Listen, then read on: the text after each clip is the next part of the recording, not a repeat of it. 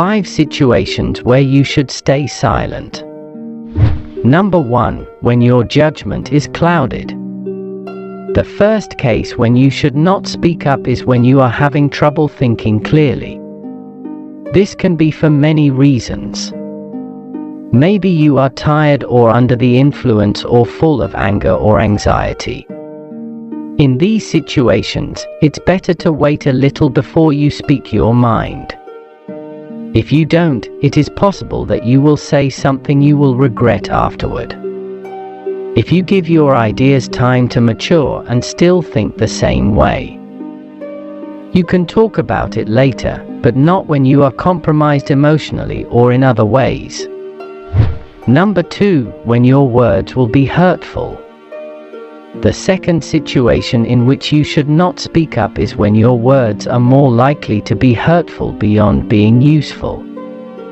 Sure, there are situations when others need to hear the truth, harsh as it may be, but these situations are rarer than we think. Consider whether the words you want to speak are going to be useful or if you are acting to hurt the other person.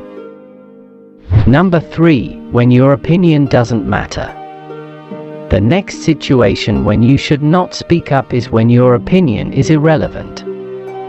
It's never easy to admit and accept it, however, it's very important, even if our ego doesn't agree.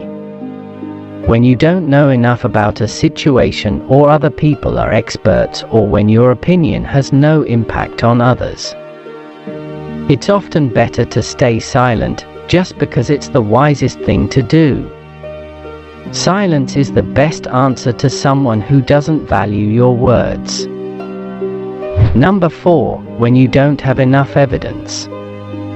Sure, in some situations we are free to speculate and speak up even if we don't have evidence. However, this is not always true. When we are talking about something that will likely have a big impact on another person, for instance, on their physical and mental well-being, we should not offer information that is not certain. Hearsay might be fine in some contexts, but if our hearsay can sway a big decision, it's best not to speak. Say, for instance, that a person is considering whether to use a medication that might help them.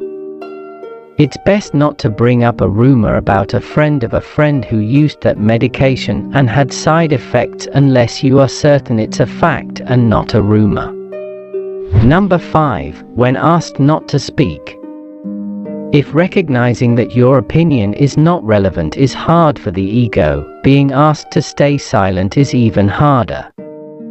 You might be asked to take a backseat in some situations, for instance, in some work contexts or in other circumstances, and that can make us want to speak up. However, it's best to restrain that impulse and instead reflect. Why are we being asked to stay silent? Listening and learning can also be good in these situations. Number 6. When you don't have anything to say. Just because you feel you ought to add something doesn't mean you should. Instead, you might support what someone else has said.